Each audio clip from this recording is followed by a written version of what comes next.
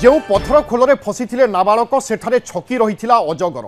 नयगढ़ पथर खोल फसी नाबालक को उद्धार कर दीर्घ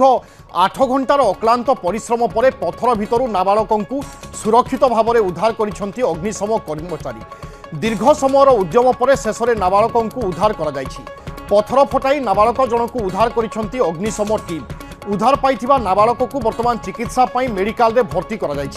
ओडगाँ बाउंश गाड़िया स्थित जंगल में महू संग्रह बेले नाबालक जनक फसी रही आउ नाबालक फसी पथर पाखरे रही एक बड़ अजगर साप आउ साप थिबा नहीं अग्निशम डीजी देइछंती सूचना उद्धार समय सापर उपस्थिति अधिक समय नहीं कारण आशंका थिला जदि उद्धार समय साप उपरे कौन पथर पड़ जाए बा साप जदि हलचल हुए ताहेले नाबालक जनक हुए तो आक्रमण करें से अति सतर्कतार सहित ए रेस्क्यू ऑपरेशन को आग को बढ़ा जाउथिला गोटे पटे नाबालक जनक जमिति सुरक्षित रहिबे कौन समस्या न हो ता उपरे गुरुत्व दिया जाउथिला एपटे साप ठारू जमिति विपद न आसे ताकू मध्य प्राधान्य दिया जाउथिला।